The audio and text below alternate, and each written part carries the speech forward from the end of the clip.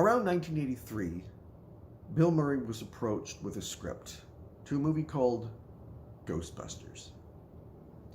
He read it. It was by his buddies Dan Aykroyd and Harold Ramis. And he said, eh. He had to be wooed into taking this part, which was originally meant for John Belushi, the part of Peter Venkman.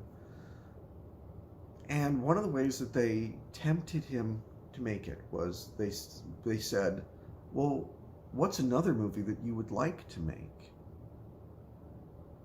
And he was a big fan of the novel The Razor's Edge and wanted to make a version starring himself.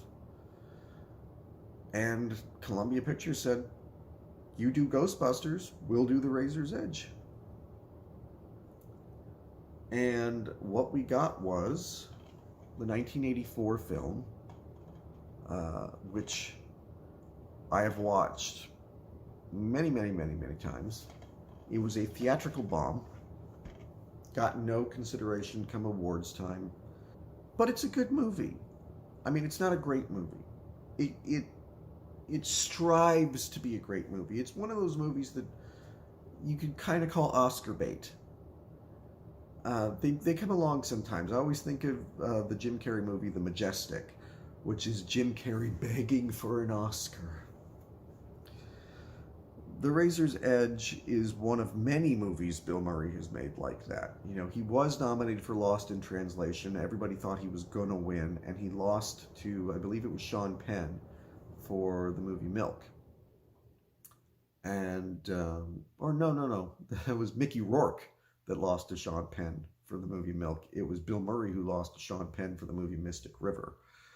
So Sean Penn cheats out frontrunners oftentimes. Razor's Edge is Bill Murray showing his acting chops. He's a very good actor. And a lot of people have said that the problem is that he's still too jokey in it. He's still too Bill Murray. And that it clashes with the material. Maybe, I guess that is one of the problems. Maybe he doesn't personally fit into this world. But his vision for the movie about a man who sees the horrors of the world during World War I and then leaves behind his fortune in order to travel the world in poverty to try and discover what life is about. Why should he continue to live when life can be so terrible? Bill Murray may be a little bit too contemporary for the piece, but he gives it his all. And there are some really fantastic moments that only he could deliver. And this is a movie that when people see it, at least everybody that I've ever talked to who's seen it, they enjoy it. And they think, wow, it's too bad Bill didn't get more attention for this. I don't know what was nominated that year, who was nominated for Best Actor. Certainly, I think there was a place for Bill Murray to be among them. And, you know, it's very different than the novel, which I've read. Which the novel is more from the author's point of view interacting with these fictional characters. Bill Murray plays Larry Darrell, who, you know, he after World War I, you know, he's sort of this, before World War I, he's this playboy. He kind of doesn't take anything seriously. And he comes back and he's just despondent. He doesn't see the point in living anymore. And he decides that he's not going to find a reason to keep going if he just sort of exists in this bubble that his rich friends all exist in. He leaves behind the girl that he was supposed to marry. because she is too restricted in her thinking, needing to be pampered, needing to be rich and travel the world and just have fun. That's all she wants to do.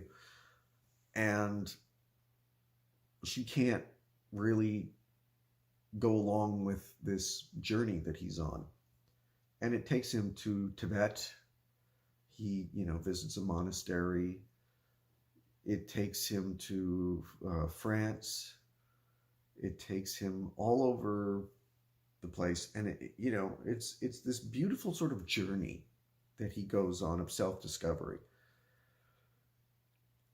And why did the movie bomb? Movies like this don't ever do well. They don't ever make $120 million. This wasn't going to ever be competition for Ghostbusters. This was always going to be more of a niche movie. And to this day, there's a lot of people who don't even know it exists.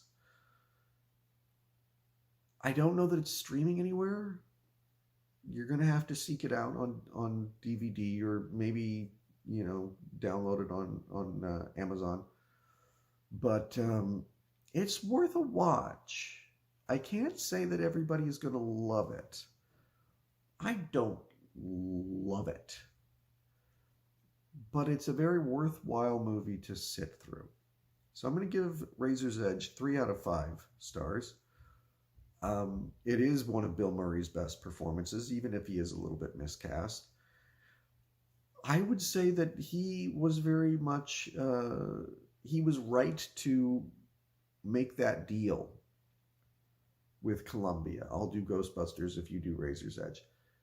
He was right to make that deal, because you got to applaud the guy for saying, I'll do this piece of fluff. Now, I love Ghostbusters. Ghostbusters would be like in my top 5 favorite movies of all time. But it is a piece of fluff.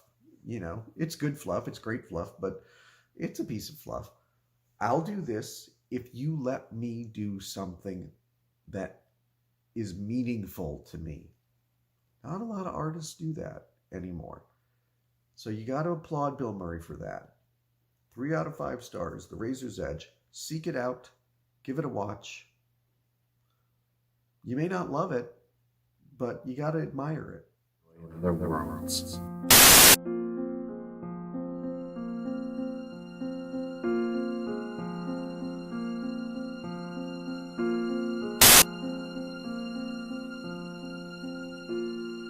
Sort of gave myself the challenge of, okay,